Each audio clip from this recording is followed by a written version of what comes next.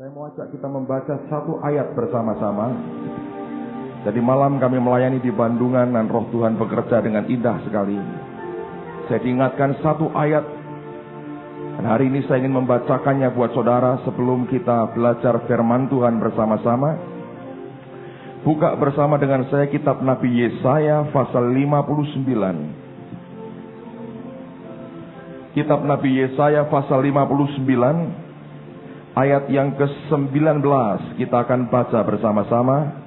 Kitab Nabi Yesaya pasal 59. Perhatikan pada ayat yang ke-19. Kita akan baca bersama-sama. 2, 3. Maka orang akan takut kepada nama Tuhan di tempat matahari terbenam, dan kepada kemuliaannya di tempat matahari terbit. Sebab ia akan datang seperti arus dari tempat yang sempit, yang didorong oleh nafas Tuhan. Kata nafas saya percaya dari kata ruah, yang artinya juga roh. Alkitab berkata Tuhan akan datang seperti arus dari tempat yang sempit. Nah, arus dari tempat yang sempit itu punya daya kekuatan yang lebih besar dari arus yang biasa. Oleh karena penyempitan yang dialami menimbulkan daya dorong, daya desak yang luar biasa, dan tidak sama dengan arus-arus yang lain. Dan rupanya semua terjadi oleh karena hembusan atau didorong oleh ruah, roh Allah atau nafas daripada Allah sendiri. Saya percaya gereja seharusnya seperti seorang peselancar, pemain surfing. Kalau Anda ke Bali atau Anda ke Lombok, Anda menjumpai pantai dengan ombak yang sangat besar. Apa yang dibuat oleh seorang peselancar? Mereka dengan papan selancarnya akan berenang sampai ke dalam jangka jarak yang cukup jauh. Lalu mereka menantikan di tengah-tengah lautan itu. Apa yang mereka tunggu sebenarnya? Mereka tunggu gelombang daripada Tuhan sendiri. Nah, ketika seorang peselancar itu di tengah-tengah lautan, dia tidak perlu menciptakan gelombang sendiri. Dia tidak perlu menghasilkan gelombang sendiri. Gelombang itu pasti akan datang, saudara. Ketika gelombang itu datang, yang dinantikan peselancar itu apa?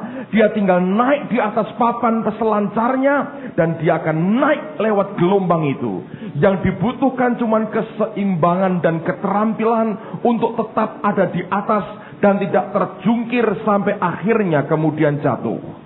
Hari ini ada banyak orang mencoba menciptakan gelombang sendiri dalam hidupnya.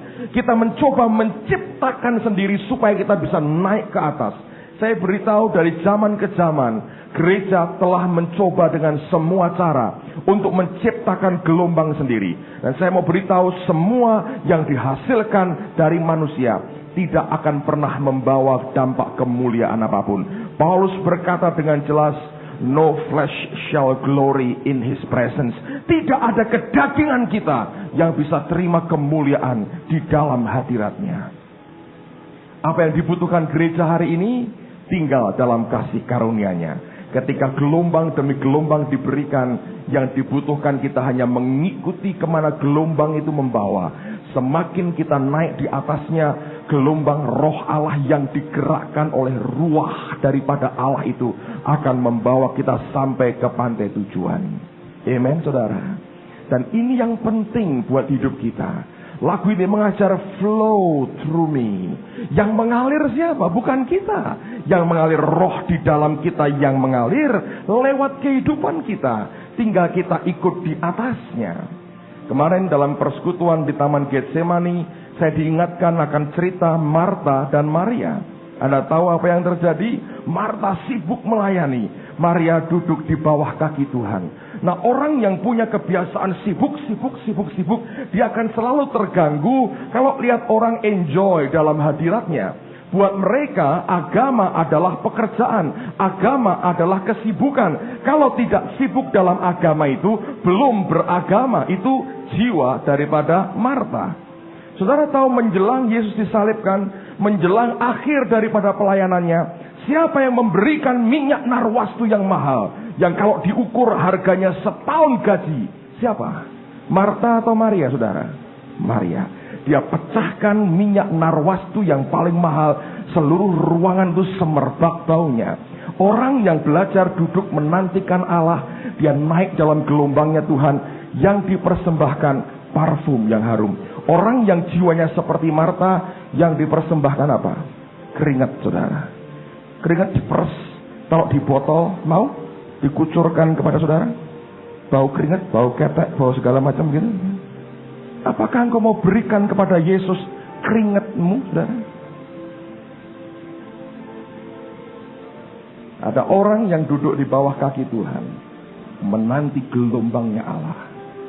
Dan orang itu mampu memberi sampai Tuhan berkata, kemana Injil diberitakan, apa yang diperbuat Maria akan terus disebut untuk mengenang dan mengingat akan apa yang dikerjakannya.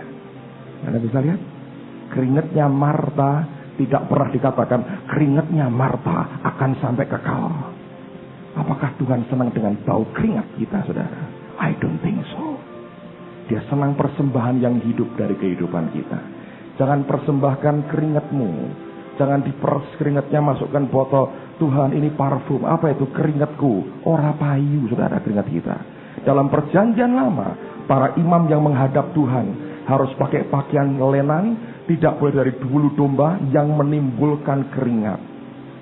Jangan sukui Tuhan dengan bau keringat kita. Sukui dengan persembahan yang harum dari hidup kita. Hidup orang yang menyerah naik di atas gelombangnya roh Allah. Amen, saudara. Biar kita berdoa hari ini, flow through me. Flow through me. Dan rohnya akan mengalir lewat kehidupan kita. Mari angkat tangan sekali lagi. Dan biar ini merupakan doa kita bersama pada hari ini. Haleluya. Yes, Lord.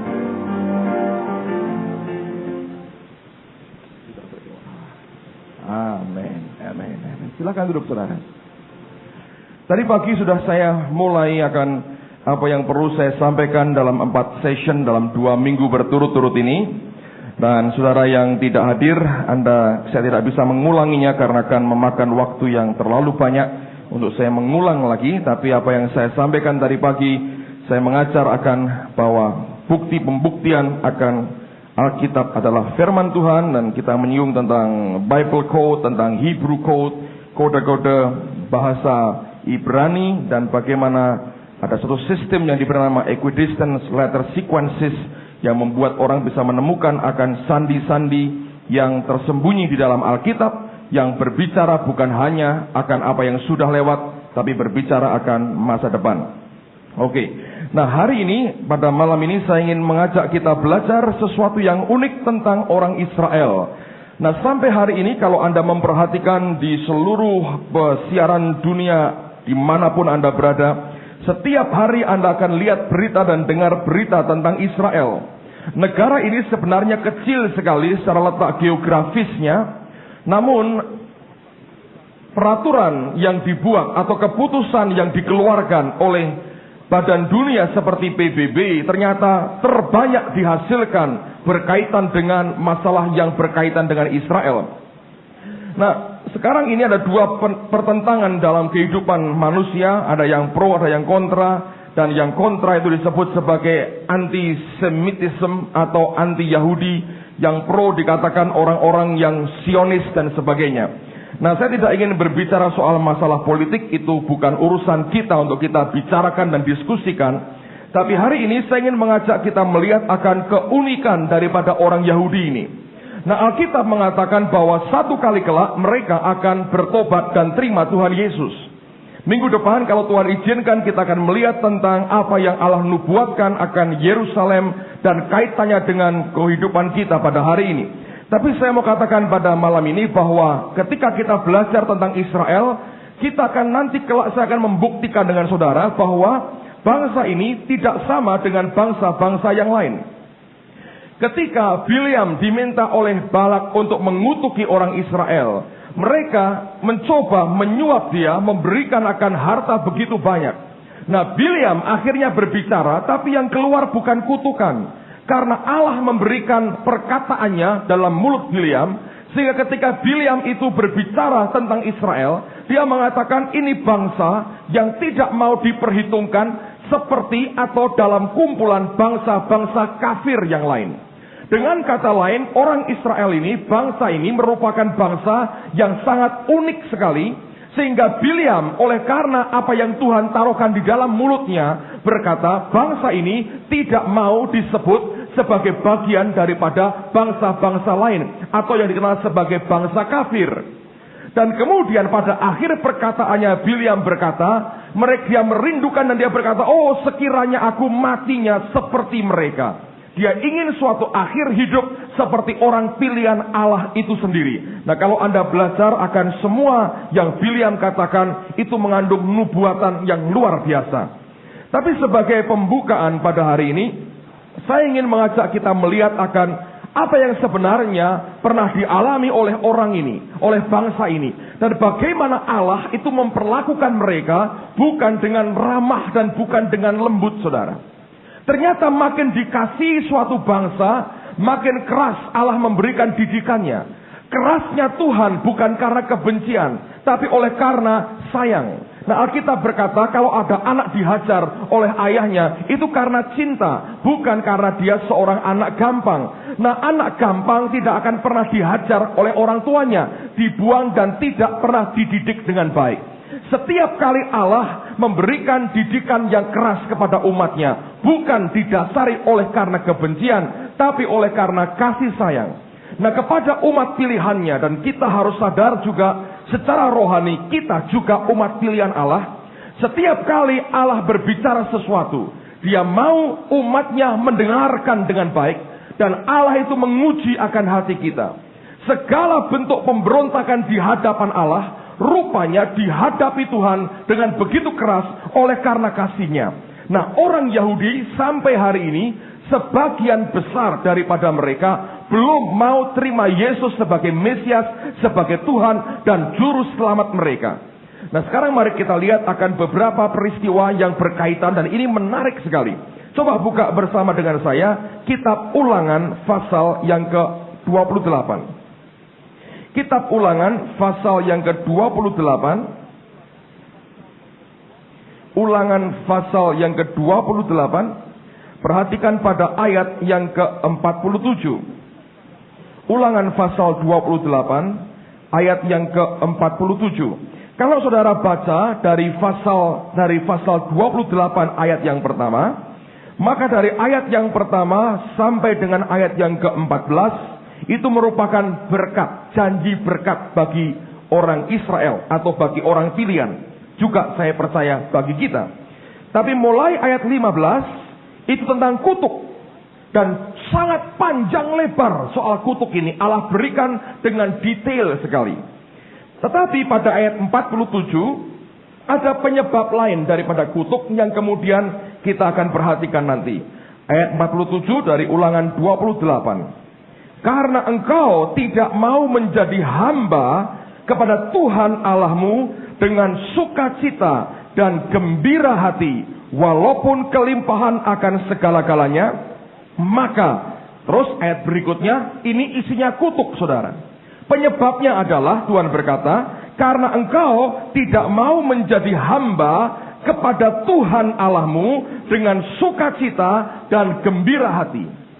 Saudara, yang Tuhan inginkan dari kita adalah setiap kali kita terhisap jadi bagian daripada anak-anak Tuhan, Dia merindukan melihat suatu umat yang memberikan hidupnya, memberikan pelayanannya, memberikan hatinya, memberikan penyembahannya dengan sukacita dan gembira hati. Anda harus mengerti pada waktu itu orang Israel, hidup mereka penuh dengan kerutuan.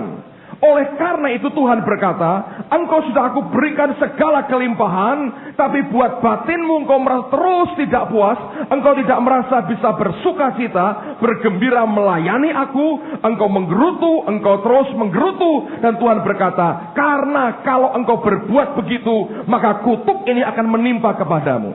Nah, di antara kutuk yang menimpa mereka, pada ayat yang ke-64, kita akan lihat, 64, 65, dan 66. Firman Tuhan berkata, Tuhan akan menyerahkan engkau ke antara segala bangsa dari ujung bumi ke ujung bumi. Di sanalah engkau akan beribadah kepada Allah lain yang tidak dikenal olehmu atau oleh nenek moyangmu, yakni segala kayu dan batu. 65, engkau tidak akan mendapat ketentraman di antara bangsa-bangsa itu, dan tidak akan ada tempat berjejak bagi telapak kakimu. Tuhan akan memberikan di sana kepadamu hati yang gelisah, mata yang penuh rindu, dan jiwa yang merana. 66 dikatakan, hidupmu akan apa saudara? Terkatung-katung. Dalam bahasa Inggrisnya dikatakan never sure of your life. Tidak punya kepastian akan hidupmu. Ini merupakan bagian dari kutuk. Nah, kalau ada yang hidupnya terkatung-katung, Anda mesti cek lihat hatimu. Biasanya itu orang suka ngomel dan menggerutu dengan Tuhan. Diberi sedikit masih belum puas, ngomelnya terlalu banyak. Nanti kita lihat dalam kitab Bilangan apa yang terjadi ketika 12 pengintai kembali dari pengintaian mereka. Lalu sejak saat itu, tanggal dan bulan di mana mereka kembali merupakan tanggal dan bulan yang sangat mengerikan bagi orang Yahudi sampai dengan abad yang ke-20 ini. Nah, sekarang mari kita lihat dulu ayat berikutnya. 66, hidupmu akan terkatung-katung atau never sure of your life, tidak punya kepastian akan hidupmu. Siang dan malam engkau akan terkejut dan akan khawatir akan hidupmu. Kalau ini merupakan yang dialami oleh saudara, Anda harus cek hatimu, apakah sebenarnya hidupmu ini penuh dengan omelan, gerutuan, kepahitan, kejengkelan, yang tiap kali isinya kalau keluar seperti itu. Dan kalau semacam itu bahaya besar. Tuhan berkata, satu kali semua omelanmu itu akan membuat hidupmu terkatung-katung. Nah, apakah ini benar terbukti saudara? Mereka diserahkan, hidup mereka terkatung-katung, mereka terus hidup menderita. Apakah benar yang Tuhan katakan? Nah, apa yang firman Tuhan katakan itu ya dan amin. Saya akan tunjukkan sesuatu. Lihat sekarang Bilangan pasal yang ke-13. Bilangan pasal 13, di rumah tolong Anda baca seluruh pasal ini. Kita tidak mungkin membacanya di sini karena akan menghabiskan waktu. Tapi judulnya sudah jelas, ke-12 pengintai. Alkitab menceritakan Musa mengirim 12 pengintai. Ke-12-12-nya para pemimpin umat. Mereka orang-orang yang dipandang, mereka punya anak buah, mereka punya pengaruh, mereka punya influence kepada anak buahnya. Mereka adalah orang-orang terbaik dari setiap suku yang dimiliki oleh Israel pada hari itu. Di antara 12 itu, 2 di antaranya adalah Yosua dan Kaleb. Ini yang kita semua mengerti. Nah, waktu mereka berangkat ke tanah Kanaan, mereka datang di tempat yang sama. Mereka melihat akan pemandangan yang sama. Mereka mencicipi hasil tanaman dari tanah yang sama. Mereka pulang bersama-sama. Waktu mereka pulang, laporannya berbeda. Yang 10 memberikan laporan yang negatif dengan berkata, tidak mungkin kita bisa memasukinya. Buat kita seperti belalang di hadapannya. Mereka orang-orang besar, mereka para raksasa. Tapi 2 di antaranya berkata, kita bisa mengalahkan mereka, kita bisa masuk ke tanah yang Tuhan janjikan kepada kita. Kenapa bisa beda begitu? Nanti Anda akan tahu, karena rohnya berbeda. Orang yang rohnya benar di depan Tuhan, tidak akan ada omelan dalam hatinya. Orang yang rohnya tidak benar di depan Tuhan, yang keluar semua sampah dalam hidupnya. Nah, sekarang mari kita lihat Bilangan 14, lihat mulai ayat yang pertama. Lalu segenap umat itu mengeluarkan suara nyaring, dan bangsa itu menangis pada malam itu. Bersungut-sungutlah semua orang Israel kepada Musa dan Harun. Dan segenap umat itu berkata kepada mereka, ah, sekiranya kami mati di tanah Mesir atau di padang gurun ini. Mengapakah Tuhan membawa kami ke negeri ini? Supaya kami tewas oleh pedang, dan istri serta anak-anak kami menjadi tawanan. Bukankah lebih baik kami pulang ke Mesir?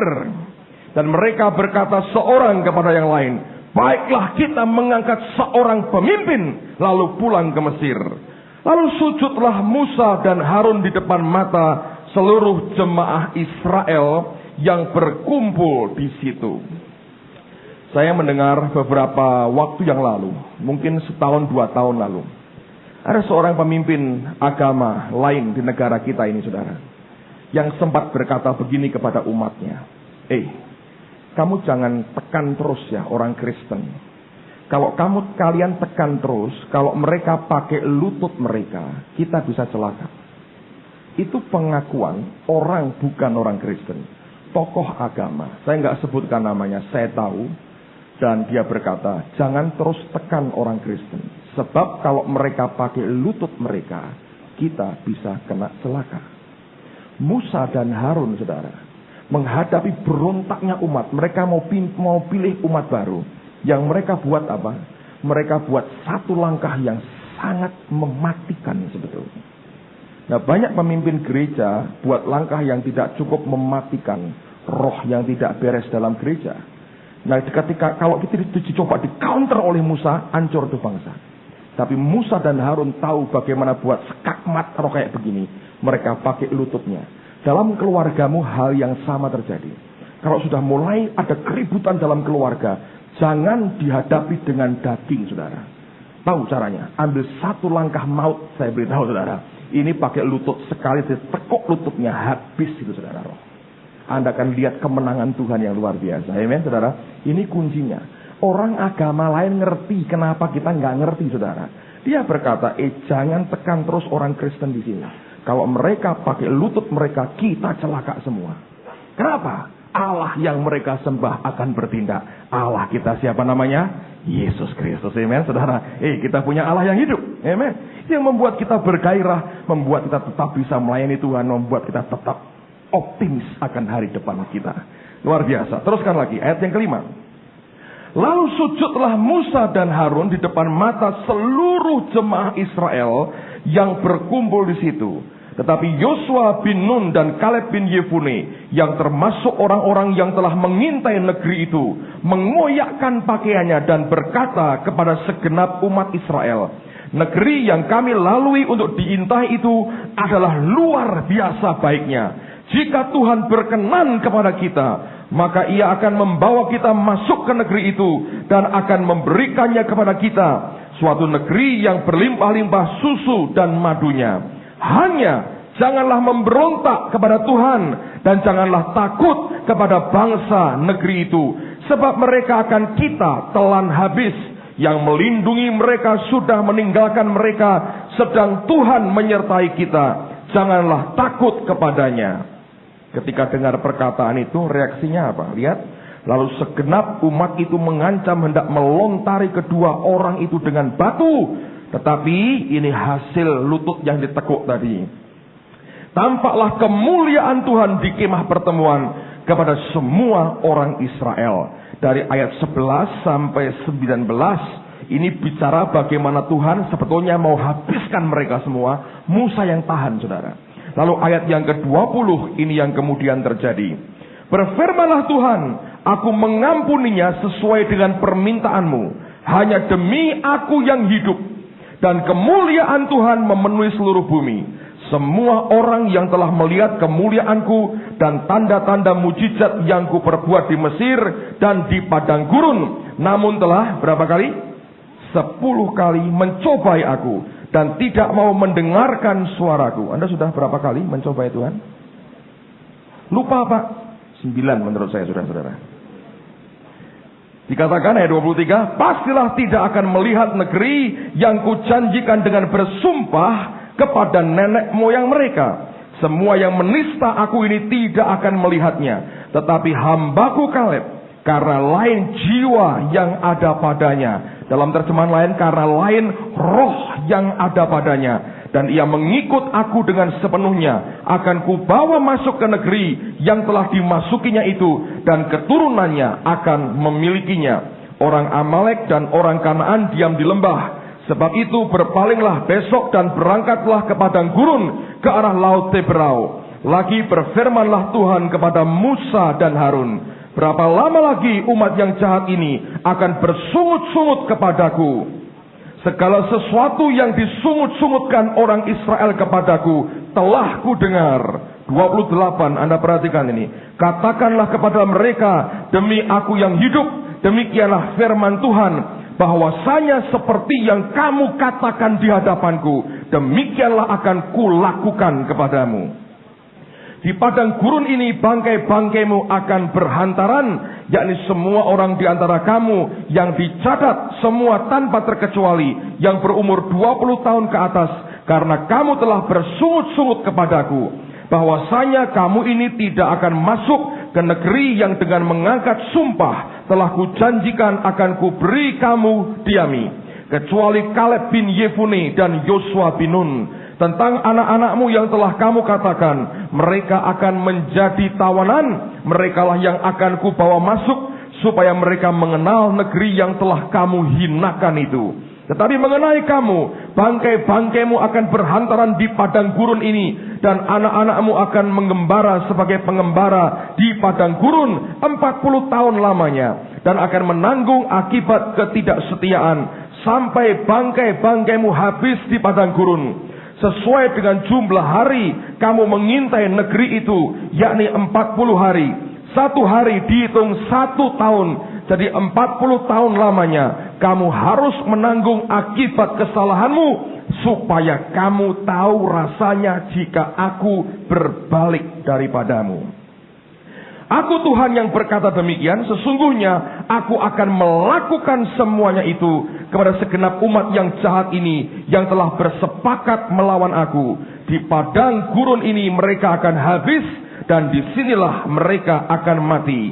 Adapun orang-orang yang telah disuruh Musa untuk mengintai negeri itu yang sudah pulang, dan menyebabkan segenap umat itu bersungut-sungut kepada Musa dengan menyampaikan kabar busuk tentang negeri itu, orang-orang itu mati kena tulah di hadapan Tuhan. Tetapi yang tinggal hidup dari orang-orang yang telah pergi mengintai negeri itu hanyalah Yosua bin Nun dan Kaleb bin Yefune. Nah, ini peristiwa, saudara, serius sekali. Menurut Talmud Yahudi, ini terjadi pada tanggal 9 bulan Aviv. Nah, bulan penanggalan Yahudi beda dengan Masehi. Jadi bulan Aviv itu sekitar bulan Juli Agustus. Menurut Talmud Yahudi, ini terjadi tanggal 9 Aviv. Nah, anehnya dalam sejarah orang Israel, berkali-kali dari zaman ke zaman, setiap kali ada pemusnahan yang mereka terima, itu berulang-ulang terjadi tanggal 9 bulan Aviv yang sama. Nah, saya ingin tunjukkan beberapa data di sini. Saya tuliskan buat saudara. Saya berharap Anda bisa melihatnya.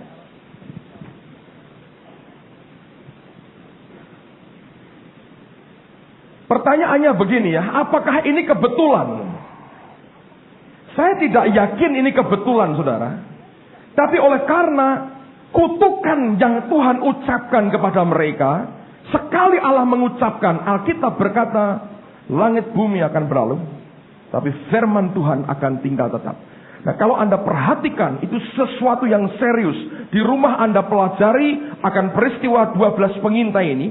Ternyata efek daripada perbuatan itu yang dilakukan pada tanggal 9 bulan Aviv, yang membuat 10 orang itu langsung mati kena tulah. Dan membuat Tuhan berkata, yang sudah 10 kali memberontak mencobai aku, ngomel terus, tidak masuk Kanaan. Itu membuat semua orang sebenarnya yang pernah lahir di Mesir, kecuali Yosua dan Kaleb, mereka semua tidak masuk Kanaan. Itu bangkai mereka berserakan di mana-mana. Dan 40 tahun diputar habis, saudara.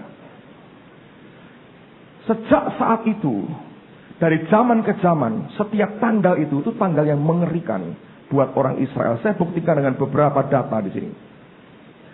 Yang pertama, menurut Talmud Yahudi, 12 pengintai itu balik dan Tuhan murka kepada mereka tanggal 9 bulan Aviv. Dalam bulan kita sekitar Juli sampai Agustus, antara bulan-bulan itu. Lalu kemudian tahun 586 sebelum Masehi, Nebukadnezar adalah raja yang menghancurkan Yerusalem dan sekaligus menghancurkan Bait Allah. Itu terjadi tepat tanggal 9 bulan Aviv. Anda bisa lihat, oh baru 2 kali Pak, datanya saya masih panjang. Tahun 70 Masehi. Tadi pagi saya sampaikan bagaimana Titus menghancurkan kota Yerusalem, dan bait Allah dibakar sehingga semua logam mulianya meleleh. Dan Yesus pernah berkata, tidak akan satu batu pun dibiarkan tinggal terletak di atas batu yang lain. Sehingga hari berikutnya orang Roma mencungkili batu-batu itu untuk mengambil akan logam mulia yang meresap masuk ke celah-celah batunya. Penghancuran kota Yerusalem oleh Titus beserta pembakaran bait Allah. Aneh sekali. Terjadi tanggal 9 bulan Aviv yang sama. Tanggal yang sama, 12 pengintai pulang. 10-nya memberikan laporan buruk, berontak di depan Tuhan. Musanya bertelut dan kutukan jalan, saudara. Maka tahun 586 sebelum Masehi, Nebukadnezar menghancurkan Yerusalem dan bait Allah tepat pada tanggal yang sama. Lalu kemudian tahun 70 Masehi, Jenderal Titus menghancurkan bait Allah. Sampai sekarang tidak bisa dan belum bisa dibangun lagi. Itu dibuat tanggal 9 bulan Aviv yang sama. Yang berikutnya, yang ketiga. Nah, sebelum ini sebetulnya tahun 135, saya tidak urut dalam memberikan tulisan ini. Ada pemberontakan besar yang dipimpin oleh orang bernama Bar Kokhba. Ini orang yang luar biasa. Sampai waktu itu mereka menjulukinya sebagai Mesias. Mereka berkata ini pasti Mesias. Kekuatan pasukannya sangat besar. Dan ini merupakan pemberontakan, salah satu pemberontakan terbesar orang Yahudi terhadap Kekaisaran Roma. Kehancuran Bar Kokhba ini, pemusnahan tentaranya, ribuan orang mati pada waktu itu. Terjadi kapan? Tanggal 9 bulan Aviv yang sama. Dari Nebukadnezar, Titus, Bar Kokhba, terjadi penghancuran orang Yahudi tanggal 9 Aviv bulan yang sama. Lalu sebelumnya, nah setelah itu Inggris tahun 1290-an. Tahun itu mereka menyingkirkan, mengusir semua orang Yahudi dari daratan Inggris. Terjadi tanggal berapa? Tanggal yang sama, tanggal 9 bulan Aviv yang sama. Spanyol buat yang sama. Tahun 1492 mereka singkirkan semua orang Yahudi dari Spanyol, persis pada tanggal dan bulan yang sama. Dan yang paling mengerikan sebetulnya adalah tahun 1942. Pada waktu itu perang dunia sedang berkecamuk di Eropa. Hari itulah tanggal 9 bulan Aviv kalendernya Yahudi. Hari itu kamar gas di Polandia, di Treblinka, mulai dioperasikan. Saudara mungkin pernah, saya nggak tahu ya, nonton film, judulnya apa ya? Schindler's List. Saya belum pernah nonton, saudara. Itu dokumenter dan dicampur dengan pembuatan film modern. Beberapa hari yang lalu saya di Jakarta. Saya pulang dari pelayanan malam sekali, jam 12 saya baru sampai di hotel tempat saya nginep. Saya masuk kamar, saya noto pakaian, saudara. Karena besok pagi-paginya saya harus terbang jam 6.45 pulang ke Semarang. Saya iseng nonton televisi, cari CNN, nggak ada. Ketemunya siaran BBC dari Inggris. Tepat jam 12.30 malam waktu Indonesia Barat, saudara. Itu rupanya di Yerusalem ada upacara yang disiarkan live ke seluruh dunia oleh BBC. Itu diadakan di depan museum yang diberi nama Yad Vashem. Dan museum itu adalah museum Holocaust, museum pembantaian orang Yahudi. 6 juta orang Yahudi mati zaman Perang Dunia Kedua. Ada beberapa orang yang disuruh menyalakan obor. Semua orang-orang sudah lanjut umurnya, tapi orang-orang pintar semua. Satu di antaranya seorang perempuan, dia seorang pakar, seorang profesor di perguruan tinggi terkemuka. Dan dia yatim piatu. Dia cerita waktu itu. Dia berkata, umur saya 13 tahun. Saya hanya punya ibu saya satu. Dan tidak ada keluarga yang lain. Ketika kami ditangkap tentara Nazi Jerman, dimasukkan dalam kamp konsentrasi. Hari itu dia berkata, ibu saya gandeng saya kuat-kuat. Sepertinya dia sadar kita harus berpisah. Saya belum terlalu ngerti, saya masih terlalu muda dengan apa yang terjadi. Kami tidak pernah ngerti apa yang akan kami hadapi. Dan dia berkata, waktu kami bergandengan tangan begitu dekat, seorang tentara pukul kami dan seret ibu saya. Dan saya dipisahkan ke tempat yang lain. Dan ibu saya dimasukkan dalam sebuah kamar dengan pintu kecil bersama dengan beberapa wanita lain. Wanita-wanita itu sebagian dalam kondisi hamil, sebagian tua, muda, kondisi hamil. Beberapa bawa babynya. Mereka digiring, dimasukkan di kamar. Rupanya itu kamar gas, saudara. Dan ketika mereka semua masuk, gas beracun dimasukkan. Semuanya mati. Anak kecil, bayi, semua dibantai habis. Itu peristiwa kamar gas pertama dimulainya pembantaian orang Yahudi di Treblinka 1942 tanggal 9 bulan Aviv yang sama. Saya percaya itu terjadi karena banyak faktor, saudara. Tapi menurut saya diantaranya memang iblis mau hancurkan umat beliau yang Allah ini. Kalau Anda ke gerejanya Pastor Ulf Ekman, Word of Life di Uppsala, Swedia, di sisi sebelah kanan kita ini, itu saya ikut pada waktu tahun lalu kami ke sana. Mereka punya poster besar sekali, saudara. Mungkin gereja mereka 2 kali gereja kita ini lebarnya, belum termasuk kantornya dan sebagainya. Jadi ada poster besar sekali. Dan mereka berkata itu gambarnya adalah kecil ya, gambar keluarga-keluarga Yahudi dengan pakaian, dengan topinya. Dan mereka berkata seorang artis yang buat akan poster besar ini.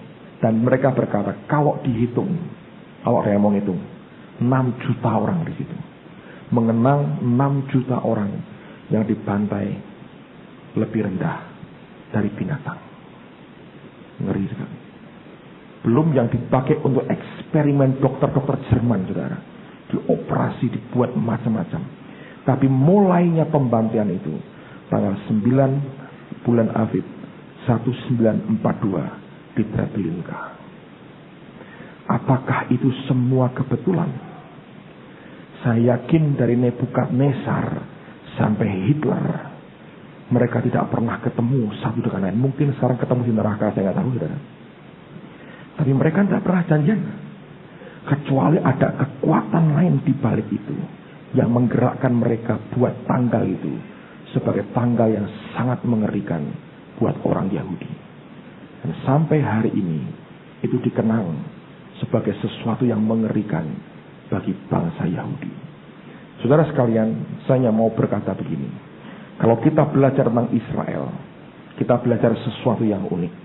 Kita belajar melihat begitu gamblangnya firman Tuhan itu dibuka, diberikan, dibagikan. Saya percaya kita adalah Israel rohani dalam pengertian yang sebenarnya. Belajar lagi dari semua bilangan 13 dan 14. Betapa seriusnya rupanya dosa ini di depan Tuhan. Ketika kutuknya jalan generasi demi generasi, sampai hari ini setan masih merasa punya hak untuk menghancurkan mereka. Saya berdoa akan membuat hidup kita makin bijaksana di hadapan Tuhan. Amin, saudara. Jangan pernah berontak kepada Tuhan. Dia Allah yang baik. Ada banyak hal yang kita masih belum bisa mengerti. Jangan berkata dia jahat dan dia murka dan dia benci dengan kita. Tidak. Dia berikan anaknya mati buat kita. Kalau ada faktor banyak hal yang membuat hidup kita, nampaknya kita berkata belum seperti yang kita inginkan. Bukan karena kita punya Allah yang jahat, tetap dia Allah yang baik dan luar biasa. Amen. Yosua dan Kaleb berkata, jangan berontak kepada Tuhan. Jangan. Sekalipun hidupmu sepertinya berat sekali, kerjaan berat, semuanya berat. Saya berkata bukan karena Tuhan tidak sayang. Jangan biarkan setan menimbulkan roh pemberontakan kepada Allahmu. Dan kau mulai menghujat-hujat Allah dan berkata, tidak ada Tuhan, aku tidak mau percaya lagi. Semua, saya mau minta hari ini semua perkataan dan hati yang berontak kepada Allah, yang penuh dengan kepahitan kepada Tuhanmu sendiri, cabut dalam nama Tuhan Yesus. Amen, saudara. Ini pelajaran berharga buat kita. Tuhan berkata, engkau tidak mau melayani aku dengan sukacita dan dengan gembira hati, padahal aku berikan kelimpahan kepadamu. Dia berkata, kutuk ini akan jalan, engkau bahkan terkatung-katung hidupmu. Dan ini menurut saya kebenaran yang kita mesti waspadai. Tapi apakah orang-orang Yahudi ini tidak akan bertobat selamanya? Ada rahasia luar biasa. Roma pasal yang ke-11, saudara. Roma pasal yang ke-11. Paulus mengungkapkan suatu rahasia yang indah sekali. Teman-teman yang nanti ikut ke Israel, saya baca di data jadwal turnya, kita akan mengunjungi Yad Vashem, Museum Holocaust itu. Saya yakin akan dibawa ke sana. Karena Uf Ekman ini punya hati yang kuat sekali untuk membawa orang-orang Yahudi kembali ke Israel. Dia punya kapal namanya Jabotinsky. Saya pernah tanya dengan dia, apa artinya Jabotinsky? Dia berkata Jabotinsky itu nama orang Yahudi Rusia yang pada abad-abad lalu kerjaannya apa? Bawa pulang orang-orang Yahudi kembali ke Israel. Sehingga orang Yahudi menghormati nama Jabotinsky sebagai salah seorang yang menyelamatkan mereka. Dan kapal yang dia punya diberi nama Jabotinsky. Menarik sekali. Roma pasal yang ke-11. Lihat pada ayat 25 sampai dengan ayat yang ke-27. Sebab saudara-saudara, supaya kamu jangan menganggap dirimu pandai, aku mau agar kamu mengetahui rahasia ini. Sebagian dari Israel telah menjadi tegar, sampai jumlah yang penuh dari bangsa-bangsa lain telah masuk. Dengan jalan demikian seluruh Israel akan diselamatkan. Seperti ada tertulis, dari Sion akan datang penebus. Ia akan menyingkirkan segala kefasikan daripada Yakub. Dan inilah perjanjianku dengan mereka, apabila aku menghapuskan dosa mereka. Tuhan berjanji satu kali kelak Israel akan bertobat. Tapi kapan penggenapan itu akan terjadi? Lihat lagi pada ayat yang ke-25, kalimat yang terakhir. Paulus berkata, sebagian dari Israel telah menjadi tegar. Sampai kapan? Ada waktunya itu. Sampai jumlah yang penuh dari bangsa-bangsa lain telah masuk. Lalu setelah mereka masuk, 26, dengan jalan demikian seluruh Israel akan diselamatkan. Jadi akan tiba waktunya di mana roh Allah akan melanda Israel dan orang-orang Yahudi. Sebagian besar dari mereka sampai hari ini belum mau percaya bahwa Yesus adalah Mesias. Sebagian yang sudah percaya menamakan diri mereka Messianic Jews, atau orang Yahudi yang percaya kepada Mesias. Tapi sebagian besar mereka tidak mau percaya. Nah, tapi Allah berkata, Alkitab mengatakan, akan tiba waktunya di mana mereka akan percaya. Tapi sebelum mereka dilanda roh Tuhan yang membawa keselamatan kepada mereka, Tuhan rupanya akan bergerak kepada bangsa-bangsa lain terlebih dahulu. Dengan kata lain, saya percaya sebelum Tuhan datang yang kedua kali, sebelum Israel dilawat Tuhan, seluruh dunia akan mengalami lawatan Allah yang luar biasa. Dan saya percaya termasuk negara ini akan dilawat oleh Tuhan. Nah, sekarang mari kita lihat buktinya. Matius pasal 24. Matius pasal 24 ayat yang ke-29. Matius 24 ayat yang ke-29 sampai ayat yang ke-33. Matius 24 ayat 29 mulai. Segera sesudah siksaan pada masa itu, matahari akan menjadi gelap dan bulan tidak bercahaya, dan bintang-bintang akan berjatuhan dari langit, dan kuasa-kuasa langit akan goncang. Pada waktu itu akan tampak tanda Anak Manusia di langit, dan semua bangsa di bumi akan meratap, dan mereka akan melihat Anak Manusia itu datang di atas awan-awan di langit dengan segala kekuasaan dan kemuliaannya. Dan ia akan menyuruh keluar malaikat-malaikatnya dengan meniup sangkakala yang dahsyat bunyinya, dan mereka akan mengumpulkan orang-orang pilihannya dari keempat penjuru bumi, dari ujung langit yang satu ke ujung langit yang lain. 32 Anda perhatikan. Tariklah pelajaran dari perumpamaan tentang pohon ara. Apabila ranting-rantingnya melembut dan mulai bertunas, kamu tahu bahwa musim panas sudah dekat. Demikian juga jika kamu melihat semuanya ini, ketahuilah bahwa waktunya sudah dekat, sudah di ambang pintu. Nah, Yesus memberikan gambaran, perhatikan tentang pohon ara. Kalau ranting-rantingnya mulai bertunas, dan dikatakan dengan jelas, dikatakan bahwa kamu tahu bahwa musim panas sudah dekat. Kalau rantingnya melembut dan mulai bertunas, kamu tahu bahwa musim panas sudah dekat. Nah, banyak orang menafsirkan ini sebagai saat di mana Israel merdeka. Bulan depan mereka merayakan 50 tahun kemerdekaan Israel. Mereka merdeka bulan Mei 1948. Tahun ini banyak hamba-hamba Tuhan gede-gede buat tur ke Israel. Kita cuma ngikut aja, saudara. Oleh karena hidup dalam kasih karunia. Kalau belum, ya belum bisa ikut, saudara. Tapi yang tidak bisa ikut nggak apa-apa. Nanti masuk Yerusalem baru lebih penting, saudara. Yerusalem lama hanya untuk moto, Yerusalem baru silahkan dinikmati. Oke? Nah, mereka percaya ini tahun Yobelnya Israel. Beberapa hari lalu saya terbang ke Jakarta bareng dengan Pak Pendeta Timotius Subekti dengan Ibu. Kami duduk bersamaan di satu pesawat, saudara. Lalu kita ngobrol, diskus soal akhir zaman. Seru kan, saudara ya? Jadi kita ngobrol soal akhir zaman. Tahun ini Yobel yang sama ketika diurutkan dengan Yobel pertama dulu. Saya bilang, siapa yang bisa ngitung? Dia bilang, iya, siapa yang bisa ngitung?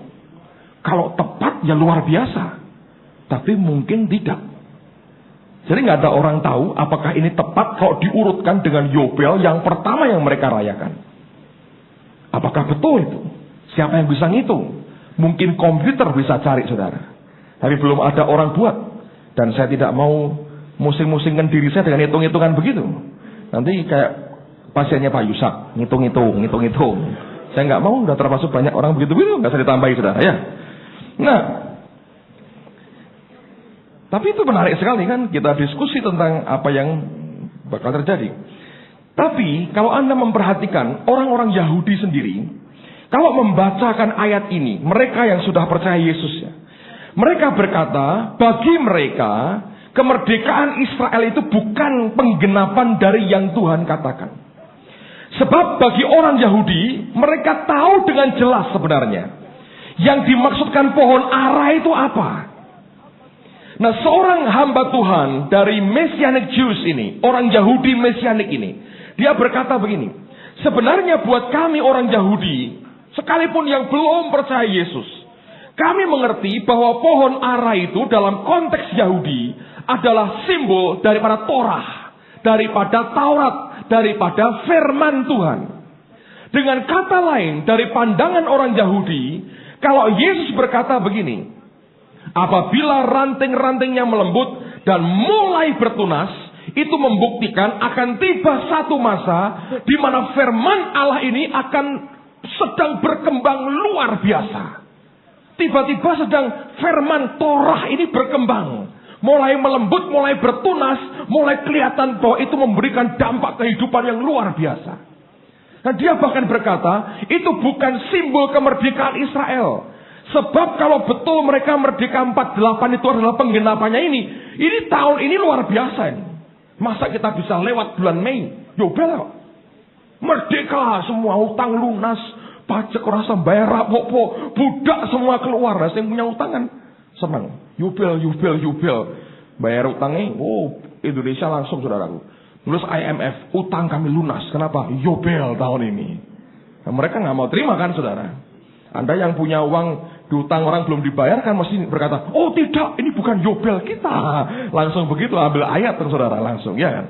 Nah, tapi sebetulnya buat orang Yahudi, mereka tidak percaya bahwa ini merupakan digenapi ketika Israel merdeka 50 tahun lalu.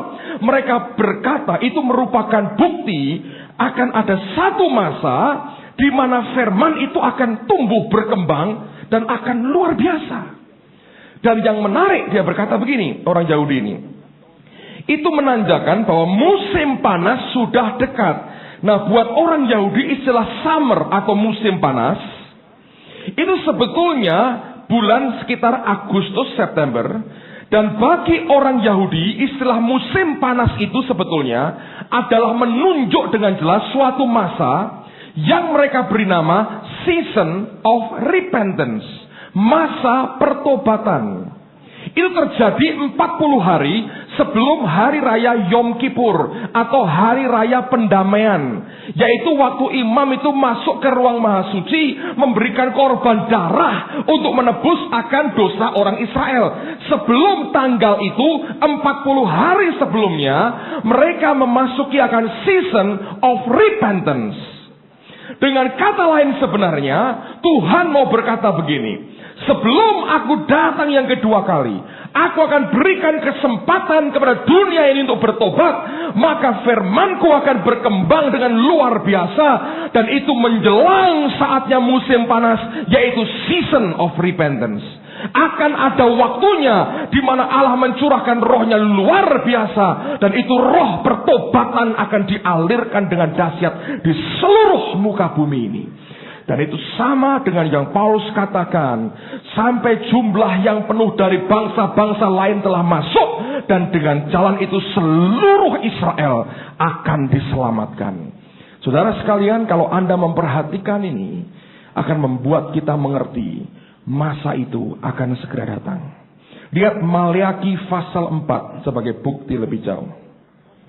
Maleakhi pasal yang keempat. Perhatikan mulai ayat yang pertama sampai dengan ayat yang keenam. Maleakhi pasal yang keempat. Lihat mulai ayat yang pertama. Bahwa sesungguhnya hari itu datang menyala seperti perapian. Maka semua orang gegabah dan setiap orang yang berbuat fasik menjadi seperti jerami dan akan terbakar oleh hari yang datang itu, firman Tuhan semesta alam, sampai tidak ditinggalkannya akar dan cabang mereka. Tetapi kamu yang takut akan namaku, bagimu akan terbit surya kebenaran dengan kesembuhan pada sayapnya. Kamu akan keluar dan berjingkrak-jingkrak seperti anak lembu lepas kandang. Kamu akan menginjak-injak orang-orang fasik, sebab mereka akan menjadi abu di bawah telapak kakimu pada hari yang kusiapkan itu, firman Tuhan semesta alam. Ingatlah, ayat yang keempat Anda perhatikan, ini berkaitan 4, 5, 6. Ingatlah kepada Taurat yang telah kuperintahkan kepada Musa hambaku di gunung Horeb untuk disampaikan kepada seluruh Israel, yakni ketetapan-ketetapan dan hukum-hukum. Ayat 5. Sesungguhnya, jadi yang ayat 4 tentang Taurat, tentang Torah, tentang firman Tuhan. Ayat yang kelima, Alkitab berkata, sesungguhnya aku akan mengutus Nabi Elia kepadamu menjelang datangnya hari Tuhan yang besar dan dahsyat itu. Maka ia akan membuat hati bapak-bapak berbalik kepada anak-anaknya dan hati anak-anak kepada bapak-bapaknya, supaya jangan aku datang memukul bumi sehingga musnah. Ayat yang ke-6, inilah season of repentance. Ayat yang keempat, firman Allah akan berkembang. Ayat yang kelima, Nabi Elia datang. Pengurapan Elia yang menemplak dosa orang akan datang. Kita punya satu sebentar lagi, saudara. Ayat yang ke-6, itu season of repentance. Betapa diberkatinya kita, saudara. Saya berdoa kita punya 15. Jaga di pintu 3, saudara. Saya percaya itu terjadi. Akan makin banyak orang-orang yang dipakai Tuhan. Urapannya seperti Elia, ngomongnya seperti Yohanes Pembaptis, nantang nabi-nabi Baal seperti Elia, datangkan api dari langit. Ngomongnya seperti Yohanes Pembaptis, menyiapkan jalan sebelum Yesus datang yang kedua kalinya, saudara. Dan saya yakin itu akan digenapi. Akan terjadi suatu masa season of repentance. Injil diberitakan habis-habisan. Matius 24 sekarang. Matius 24.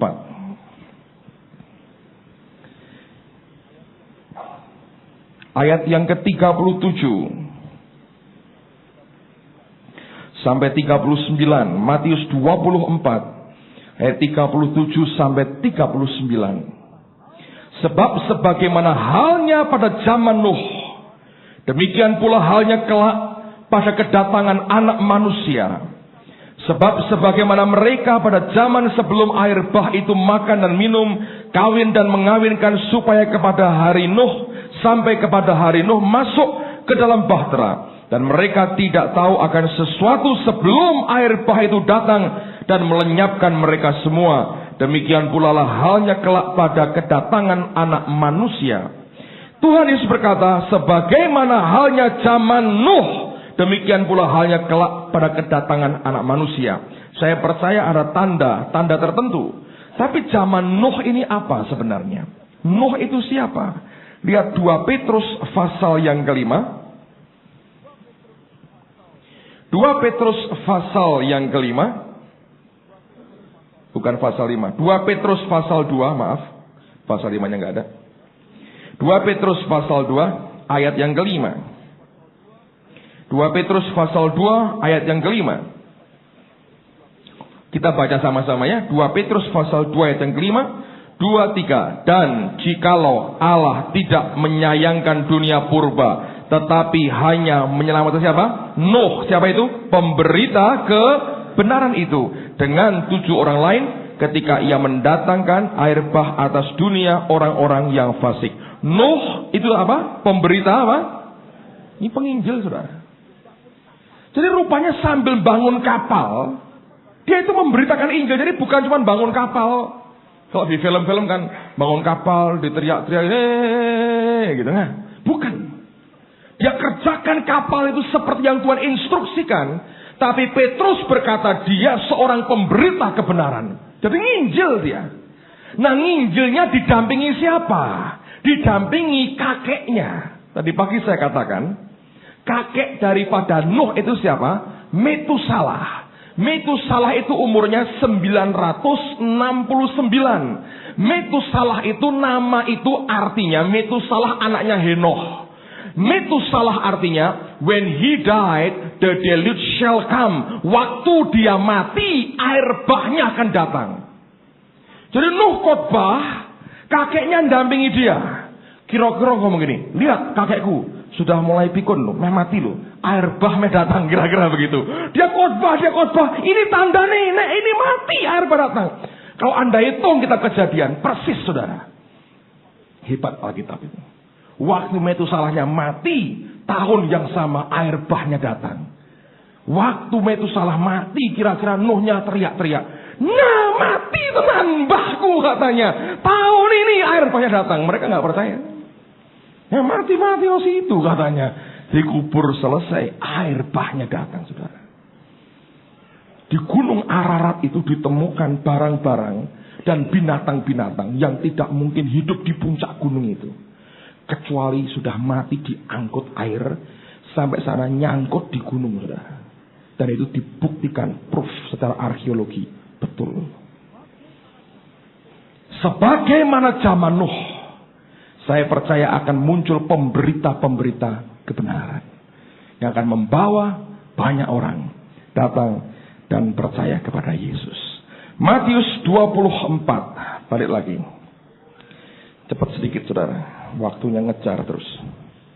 Matius 24 ayat yang ke-14. Matius 24 ayat yang ke-14.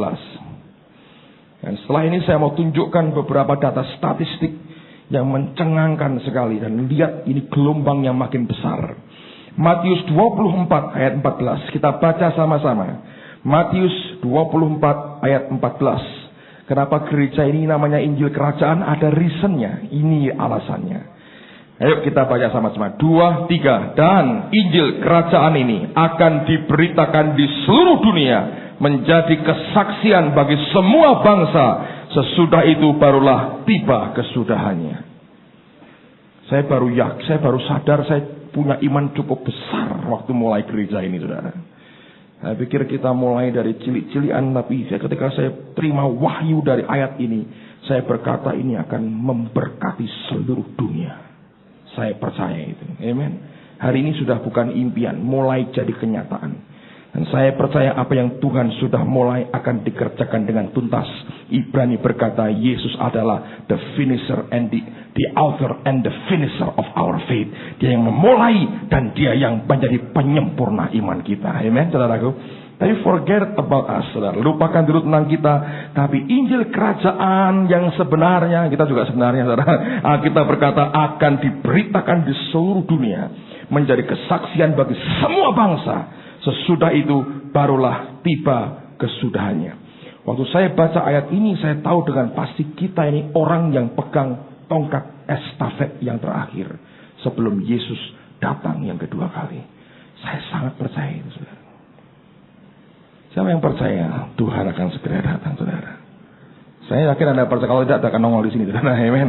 Saya percaya, Anda percaya. Oke. Saya mau tunjukkan data yang luar biasa. Nah, kalangan kelompok gereja-gereja Injili yang sekarang ini dikenal dengan AD 2000 and beyond, di mana kita ini ambil bagian di dalamnya. Mereka pada tahun 95 mengumpulkan data yang menarik sekali. Ada kelompok namanya Lausanne Statistic Task Force. Lausanne itu nama satu kota di Swiss, tempat kelompok Injili seluruh dunia kumpul yang pertama sekitar tahun 76 atau 79, saya lupa persisnya. Lalu dari kelompok ini lahir nanti Amsterdam 83, Amsterdam 86, saya ikut yang 83. Lalu kemudian ada macam-macam terakhir tahun lalu saya ikut yang AD 2000 itu di Afrika Selatan. Saya berangkat ke Afrika tahun lalu itu dalam rangka ikut kelompok ini. Seluruh dunia dikumpulkan. Bob Weiner juga datang. Itu kita bicara para pemimpin tentang strategi membawa dunia ini kepada Yesus. Nah, mereka memberikan data begini. Dalam 15 tahun, dari tahun 80 sampai 95, ini data yang terakhir yang kita bisa dapat. Mereka membandingkan bahwa jumlah orang yang lahir baru itu 3 kali lebih cepat dibandingkan dengan pertumbuhan penduduk dunia. Jadi kalau penduduk dunia misalnya 1 hari tambah 1, jumlah orang Kristen 1 hari tambah berapa? 3 kali lipat dibandingkan penduduk dunia pertambahannya. Jadi kalau ini konsisten begini, dalam waktu tidak lama ini akan tapi yang Tuhan katakan bukan membuat maka semua orang bertobat jadi Kristen baru aku datang. Tidak, saudara. Dia berkata Injil kerajaan ini akan diberitakan di seluruh dunia. Diberitakan. Cukup diberitakan. Itu akan membuat dia datang. Nah sekarang ini kira-kira tinggal 300 sekian suku yang unreached, yang belum terjangkau. Harusnya termasuk suku Dayak Siang. Tapi karena Pak Tri sudah bisa mengumpulkan 200 orang, nama Dayak Siang dicoret. Kita mempercepat kedatangan Yesus, saudara. Haleluya. Amen. Nanti kita cari Dayak lain, saudara. Tahun lalu masih dalam data karena kecil jumlahnya. Tapi Anda korban, saudara, misi yang kita kerjakan sudah 200 orang. Itu sudah more than enough. Mereka berkata itu sudah diinjili artinya. Karena memang jumlahnya tidak terlalu banyak juga. Jadi kita ini mempercepat kedatangan Tuhan. Sudah mempercepat, saudara. Nanti tahun ini kita percepat lagi. Lah aku belum siap. Makanya bertobat malam ini, saudara, belum siap. Supaya Anda diselamatkan. Simpel kan? Oke. Teruskan lagi ya. Nah sekarang saya punya data yang lebih menarik lagi. Saya ambil semua lah supaya rasa riwa-riwi. Selesai ini kita sembahyang, saudara ya. Hari ini kita diberkati ada tubuh dan darah Yesus. Nanti saya akan minta saudara Yusuf bersaksi. Dia bagus ceritakan apa yang dialami. Ini season of repentance. Ini saat musim bertobat. Orang tidak ikut musim bertobat ketinggalan, saudara. Lihat akan data ini. Inilah jumlah perbandingan antara orang Kristen dengan penduduk dunia. Ini perbandingannya. Dari tahun 1430, jumlah orang Kristen dibandingkan penduduk dunia itu 1:99. Tiap 99 orang hanya ada 1 orang Kristen. Lalu tahun 1790 itu sudah 1:49. Tiap 49 orang, satu. Tadinya 99. Sudah kerowak banyak saudara. 1:49. Tahun 1940, 1:32. Tiap 32 orang di dunia ini, satunya percaya Yesus. 1970, 1:19. Tiap 19 orang, satu orang Kristen. Tahun 1980, 1:16. Lalu 1983, 1:13. 1986, 1:11. Lihat turunnya ya. 1994, 1:10. Hari ini kita belum tahu persisnya saudara. Tapi kalau Anda lihat itu bergerak makin kecil, makin kecil, makin kecil. Berarti tiap 10 orang, satu adalah orang yang mengaku terima Tuhan. Termasuk saudara dan termasuk saya. Ini kalau terus, dia tidak berkata semua orang jadi Kristen baru aku datang. Enggak. Injil diberitakan. Seluruh bangsa baru tiba kesudahnya. Cukup diberitakan tok, saudara. Tiba kesudahannya. Bob Weiner, satu hari di India kami makan malam sama-sama. Dia tunjukkan beberapa data. Ini bukan dari dia, tapi dia punya data. Terus dia berkata begini, waduh aku agak sedih nih. Kenapa saya bilang? Kalau sudah nggak ada lagi yang perlu diinjili, aku ngapain lagi ya di dunia ini? Sebab ini terlalu cepat ini. Waduh aku bisa nganggur terlalu muda katanya. Apa yang harus aku buat? Sedih hatiku sekarang. Dia bilang Tuhan bawa aku ke Cina, ke Rusia, ke India, negara-negara besar, ke Indonesia. Dan aku lihat roh Tuhan kerja di mana-mana. Sebentar lagi nganggur aku ini. Rohnya bergerak begitu hebat. Amen saudara. Haleluya. Saudara siap? Hei, ini waktu yang bagus sekali. Nah 1934 di seluruh dunia adanya ada 440 juta orang Kristen. Hari ini kurang lebih ada 540 juta orang Kristen. Berarti kalau dunia ini berapa dunia? 2 miliar? 4? Nah 5 miliar. Ya. 1949 di Cina hanya ada 1 juta orang Kristen. Hari ini 80 juta. Di Cina tiap hari 25.000 orang terima Yesus. Tiap hari di Cina. Luar biasa. Nah, jumlah orang Kristen, peningkatan jumlah orang Kristen dengan populasi penduduk dunia. Karena begini, penduduk dunia kan dikurangi. KB.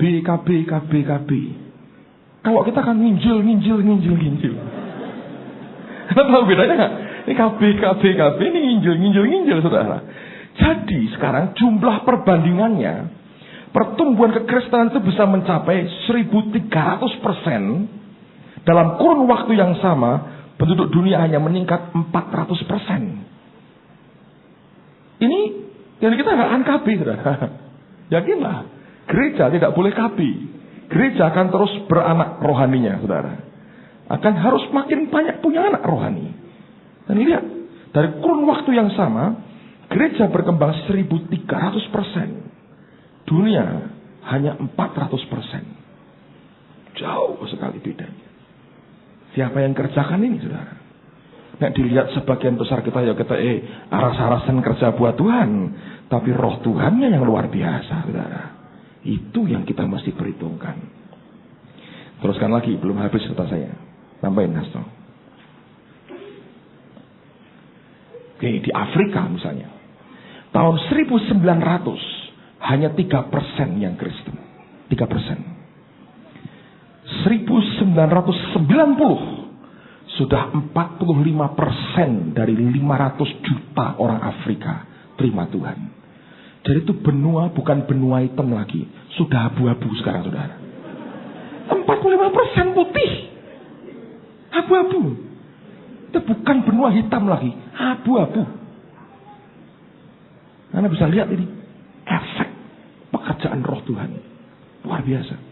Benny saya baru terima surat dari Benny. Dan buat newsletter dia berkata, Perdana Menteri Papua Nugini undang dia. Minta KKR negaranya.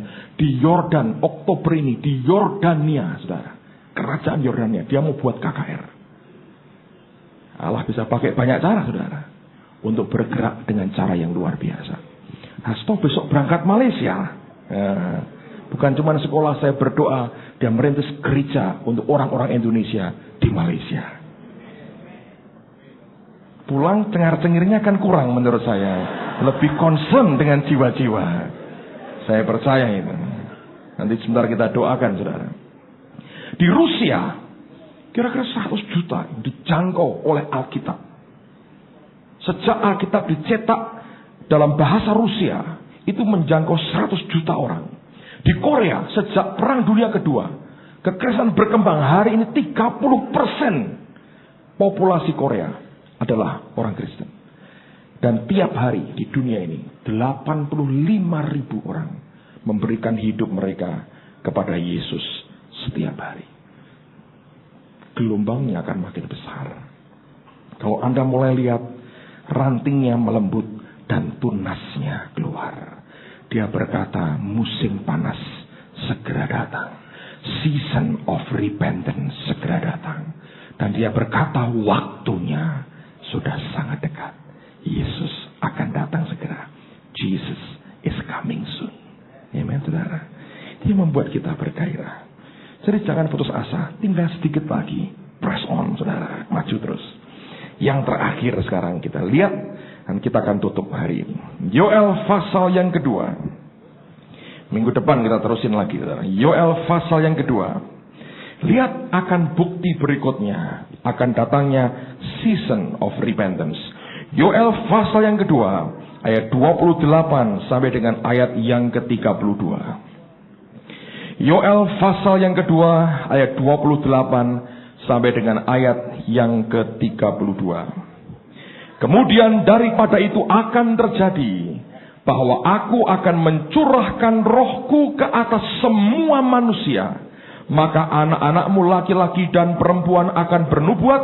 Orang-orangmu yang tua akan mendapat mimpi. Teruna-terunamu akan mendapat penglihatan-penglihatan. Juga ke atas hamba-hambamu laki-laki dan perempuan akan kucurahkan rohku pada hari-hari itu. Dan sekarang kita sudah mulai menikmati akan pencurahan roh yang luar biasa. Amen, saudara. Ini merupakan anugerah Tuhan. Tapi apa yang kemudian akan terjadi setelah pencurahan roh itu? Ayat 30. Aku akan mengadakan mujizat-mujizat di langit dan di bumi. Darah dan api dan gumpalan-gumpalan asap. 31. Matahari akan berubah menjadi gelap gulita. Dan bulan menjadi darah. Sebelum datangnya hari Tuhan yang hebat dan dahsyat itu. Dan barang siapa yang berseru kepada nama Tuhan akan diselamatkan. Inilah season of repentance. Sebab di Gunung Sion dan di Yerusalem akan ada keselamatan seperti yang telah difirmankan Tuhan. Dan setiap orang yang dipanggil Tuhan akan termasuk orang-orang yang terlepas. Bersamaan dengan waktu season of repentance ini, sebelumnya Alkitab berkata akan ada pencurahan roh Allah. Setelah itu Tuhan memberi tanda. Ayat yang ke-31 berkata, matahari akan berubah menjadi gelap gulita dan bulan menjadi darah. Nah, ada peristiwa unik yang terjadi di tahun 96 yang lalu. Yang saya mau tunjukkan gambarnya buat saudara. Ada seorang hamba Tuhan yang namanya Jan van der Haven. Ini orang yang akan berbicara dalam seminar yang dibuat Ulf Ekman di Yerusalem bulan Mei mendatang. Dia memotret akan penampakan bulan dengan warna merah darah. Yang dalam sepanjang tahun 96 itu muncul 2 kali di Israel. Dan anehnya munculnya yang pertama pada tepat hari Paskah. Bulan tahun lalu. Dan perayaan tabernakel di tahun yang sama. Dan ada seorang anak Tuhan yang mereproakan gambar ini. Saya nggak tahu Anda cukup melihat dengan jelas. Saya harap jelas ya. Di bawahnya diceritakan bahwa ini bukan di touch up, bukan dipermak supaya kelihatan seperti merah darah. Ini apa adanya gambar ini. Nah, orang mulai berpikir, orang mulai bertanya, kalau sudah mulai ada penampakan seperti ini, bulan seperti darah. Kita sering melihat bulan warna orange, saudara ya. Tapi itu bukan warna blood, bukan warna darah. Ini warna darah. Ini bukan orange biasa, ini warna darah. Bulan seperti darah. Dulu waktu pertama-tama bertobat tahun 79, kita sering nyanyi, bangkit Sion bangkit, bulan akan jadi darah, anak Allah bangkitlah. Ya, karena ada lemas semua, suruh bangkit, bulan akan jadi darah. Tahun 96 ini muncul 2 kali sebetulnya di Yerusalem.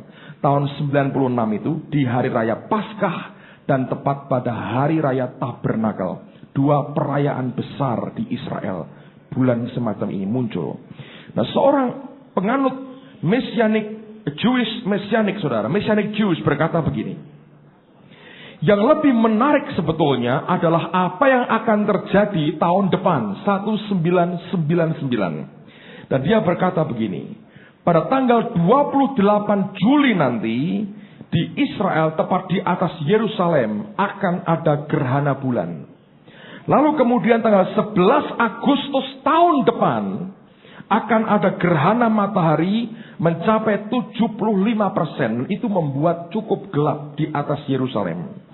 Nah, yang aneh adalah tanggal-tanggal ini merupakan awal tepat jatuhnya season of repentance bagi orang Yahudi sebelum mereka merayakan hari raya pendamaian atau Yom Kippur. Yoel pasal 2 mengatakan, pada waktu itu orang yang berseru kepada nama Tuhan akan diselamatkan. Orang yang berseru kepada nama Allah adalah orang yang bertobat. Itu terjadi dengan tanda bahwa matahari akan jadi gelap, bulan jadi darah. Dan orang ini berkata, apakah itu kebetulan? Justru terjadi pada saat season of repentance, pada masa pertobatan orang-orang Yahudi. Dan yang lebih menarik, dia menghitung bahwa tahun depan itu kemungkinan besar dalam perhitungan komputernya adalah awal dari tahun 6001 bagi kalender Yahudi sebenarnya. Itu kalau kita melihat Allah menciptakan seluruh dunia dalam berapa? 6 hari. Petrus berkata 1 hari sama dengan berapa? 1000 tahun. 1000. Kalender Yahudi akan jatuh tahun depan adalah awal tahun 6001. Sehingga orang mempertanyakan apa yang akan terjadi sebetulnya. Karena all truth is parallel. Semua kebenaran itu paralel. Apa yang terjadi di dalam alam roh itu akan dikonfirmasi sebetulnya dalam alam jasmani. Dan orang bisa melihat 2 sisi itu untuk bisa membuat kita waspada. Zaman di mana kita hidup hari ini adalah zaman yang sangat serius sekali. Amen, saudara. Saya percaya Tuhan akan segera datang. Pertanyaannya adalah, sudah siapkah saudara ketika dia datang yang kedua? Yang lebih serius adalah, apakah engkau yakin akan keselamatanmu sebenarnya? Yakin tidak? Apakah engkau yakin kalau hari ini engkau mati, engkau pasti masuk surga? Atau engkau jujur berkata, saya belum tahu. Kalau engkau belum tahu, engkau perlu undang Yesus hari ini supaya engkau diselamatkan. Yang berseru kepada nama Tuhan akan diselamatkan. Amen, saudara. Tundukkan kepala semua. Pakai waktu untuk berdoa beberapa saat ini.